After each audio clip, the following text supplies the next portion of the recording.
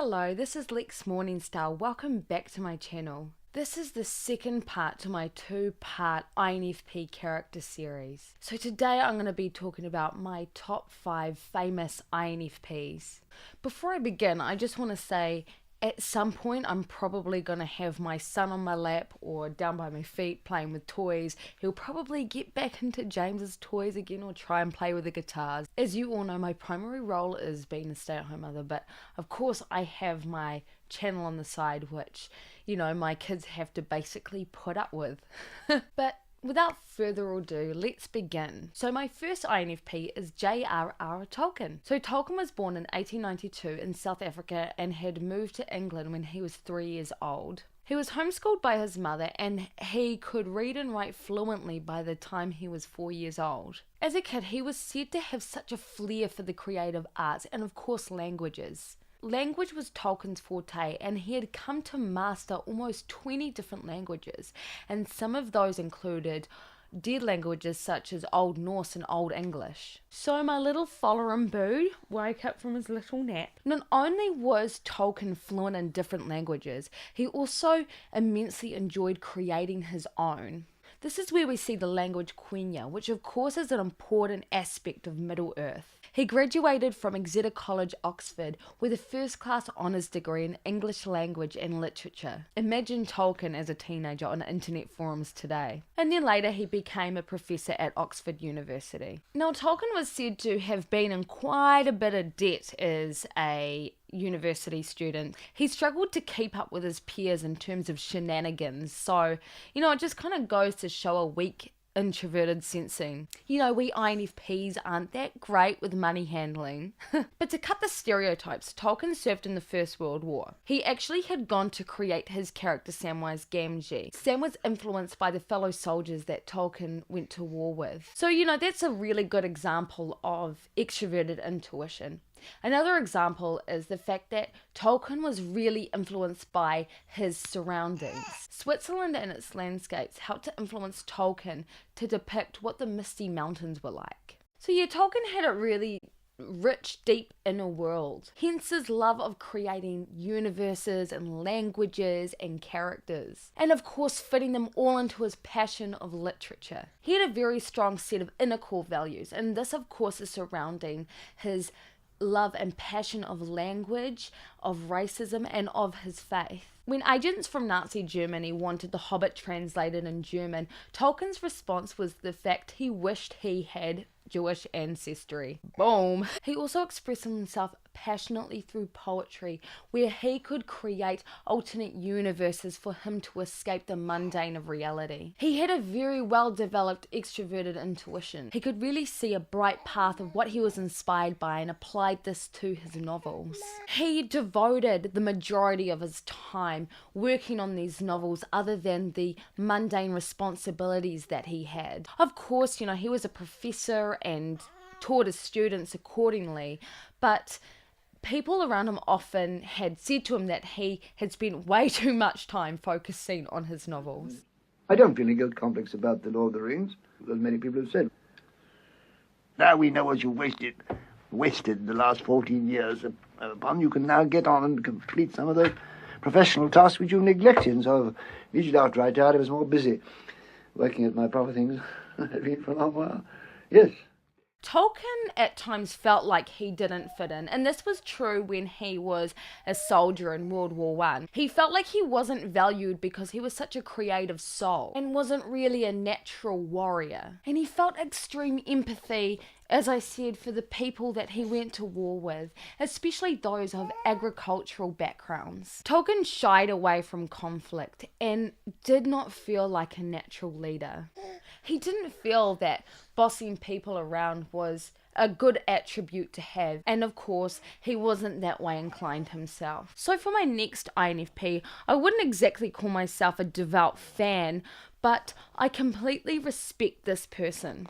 I respect him because he basically paved the way for modern day movies and playwrights. So if you haven't guessed it already, it's William Shakespeare. So unless you've been living under a rock, you'll know that Shakespeare created the playwrights of Macbeth, Romeo and Juliet, Othello and King Lear, for example. Just to name a very few, I might add. Now, we are not exactly sure what MBTI type Shakespeare had, but we can only assume based on the fact that his playwrights were such a nod to the human condition. Now, of course, INFPs are heavily intuitive when it comes to people and different situations, and Shakespeare had this certain flair. So Shakespeare's theme was the human condition, and he expressed a wide range of human emotion and opinion. The characters he did create was said to be invented humans because they were so complex.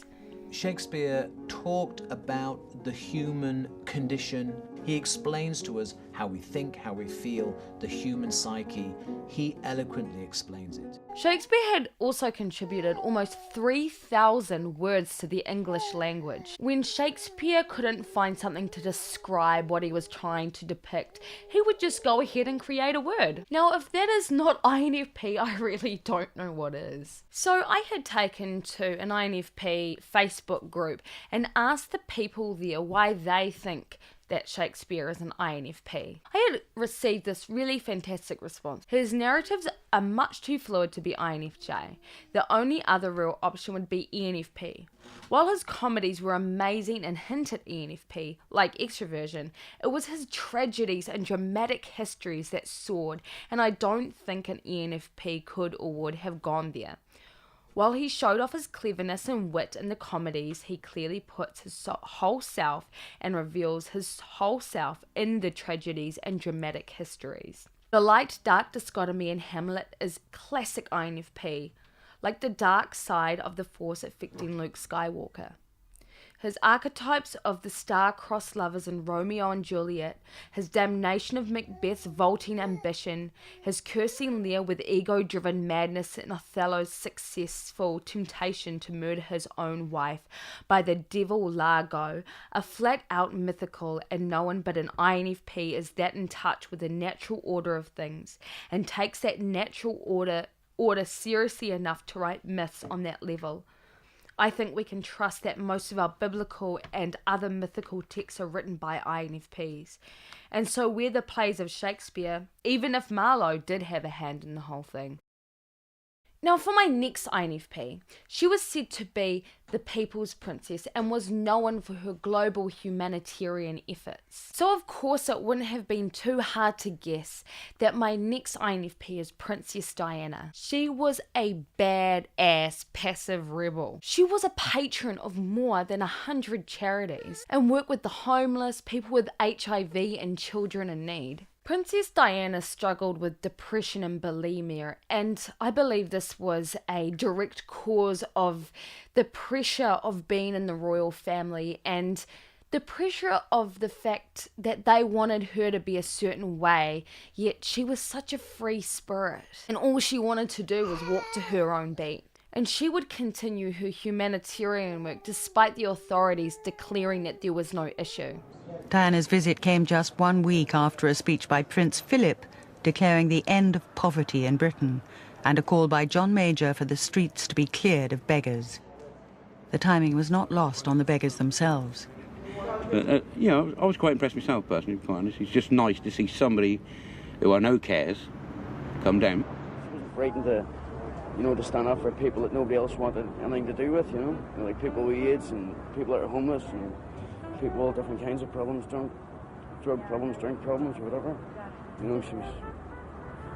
She just seemed to be there for everybody, no matter what you were. She didn't seem to judge people, That's what I liked about her. Her introverted feeling was so strong, and she had such empathy for the underdog and people who were marginalized by society. She believed in loving everyone and believed that everyone was fundamentally good. She was described by being extremely warm, genuine, and devoted. Now, she was really misunderstood, especially by the royal family. Queen Elizabeth, who was said to be an ISTJ, didn't get her at all. She would describe Diana as having a lot of trouble fitting in, and also who is really offbeat and different to the rest of them. She's also been depicted as an introvert and has said to be really shy and reserved. She did not like doing interviews and found public speaking really awkward, so much so that she ended up hiring a speech therapist to help her with these matters. As a child, she felt a sense of destiny and purpose and felt like she was going to do greatness in the world.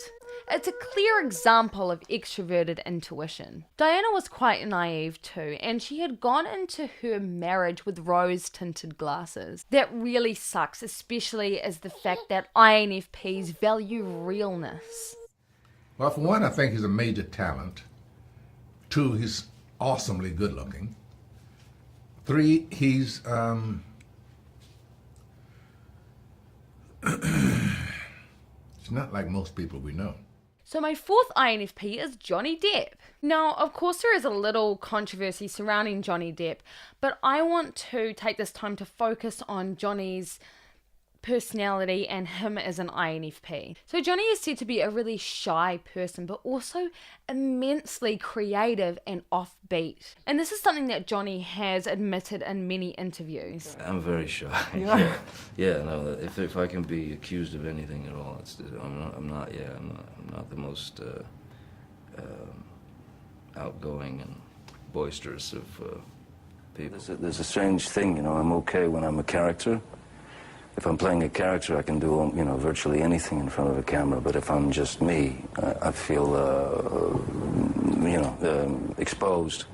And sort of, it feels awkward.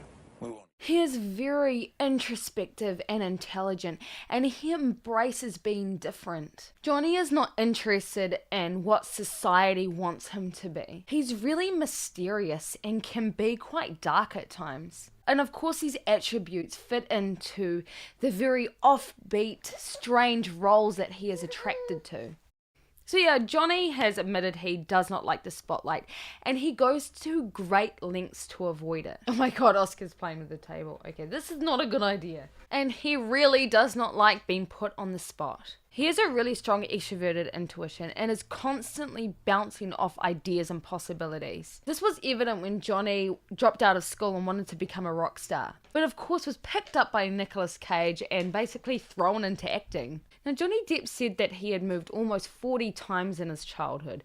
No wonder he is such an adaptable personality. So, for my last INFP, and certainly not least, is a pretty special INFP. Now, of course, a special person is Kurt Cobain. Now, I want to start off why Kurt was an INFP with one of the journal entries he had written. I like punk rock. I like girls with weird eyes. I like drugs. I like passion. I like things that are built well. I like innocence. I like and am grateful not to have to work at menial jobs. I like killing gluttony. I like playing my cards wrong. I like various styles of music. I like making fun of musicians who I feel plagiarize or offend music as art by exploring and pushing their embarrassingly pathetic versions of their work. I like to write poetry. I like to ignore others' poetry. I like vinyl. I like nature and animals. I like to swim. I like to be with my friends. I like to be by myself. I like to feel guilty for being a white American male. I love to sleep. I like to fill my mouth with seeds and spit them out at randoms as I walk. I like to taunt small barking dogs in parked cars. I like to make people feel happy and superior in their reaction towards my appearance. I like to feel prejudice. I like to make incisions into the belly of infants, then fuck the incisions until the child dies. I like to dream that someday we'll have a sense of generational solidarity amongst the youth of the world. I like to make insidious efforts to avoid conflict. I like to have strong opinions with nothing to back them up besides my primal sincerity. I like sincerity. I lack sincerity. These are not opinions. These are not words of wisdom. This is a disclaimer for the lack of education, for my loss of inspiration, for my unnerving quest for affection, and for my perfunctory shamefulness towards many who are of my vegetative age. This is not a this is not even a poem, it's just a big pile of shit like me. Now, the main thing about Kurt that sticks out to me is the fact that he is a passive rebel. He does things against the status quo. He walks to his own beat. He is not impressed by fakeness, by superficialness, and by society. And he also expressed these attributes in many ways. For example, when Top of the Pops had invited Nirvana to perform, they wanted Kurt to lip sync. Obviously, this did not go down well with Kurt.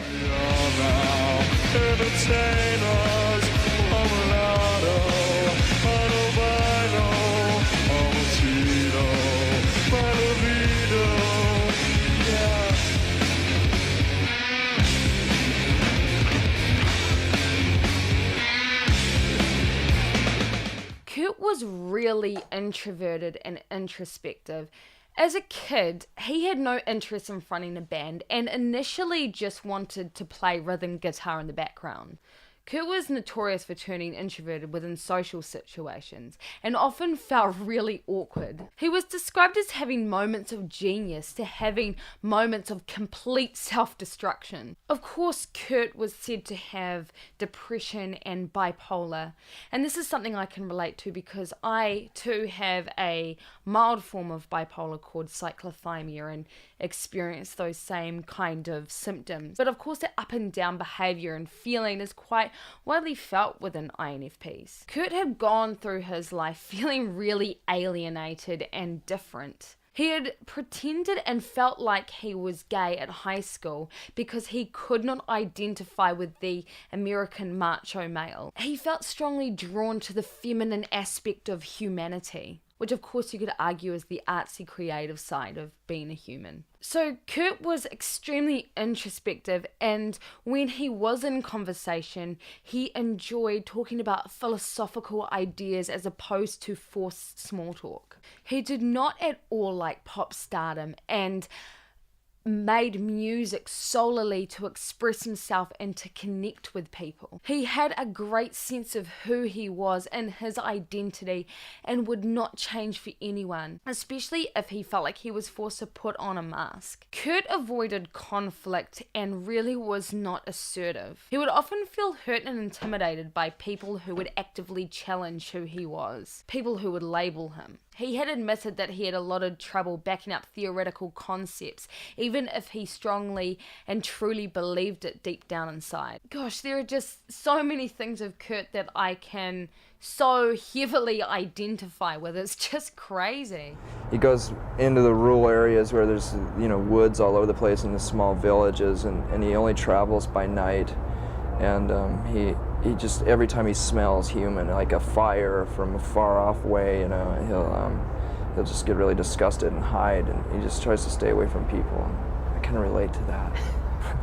So just before I finish up here, I just want to briefly talk about what all of these INFPs have in common. The main thing I notice is that they have a lot of trouble speaking in front of crowds. It just reminds me of when I was a kid, when I was leaving my intermediate school, I had gotten up in front of my class and had said this speech of how I was going to miss them, and I basically thanked them for being on this journey through intermediate with me, and it was like really bloody cheesy, but it was expressed by what I was feeling, and I didn't read off cue cards or anything like this. But after the speech, I just got teased for it, and God, kids can be mean.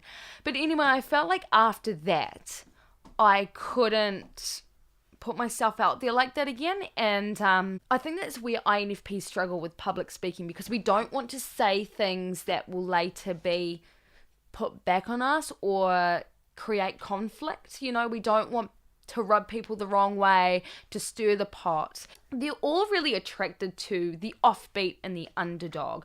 Of course, Diana was a humanitarian and supported a lot of people who were considered the underdog or marginalized by society. And then there was Kurt, who had full support of homosexuals and also women's rights. Johnny Depp just played the weirdest characters.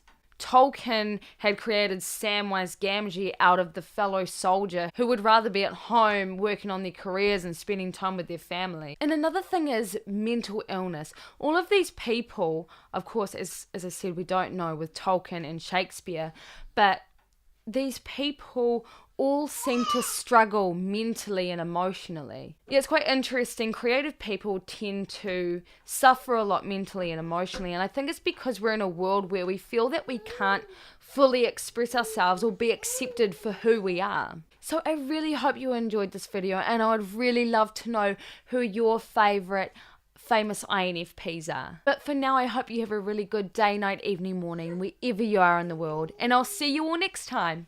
Bye!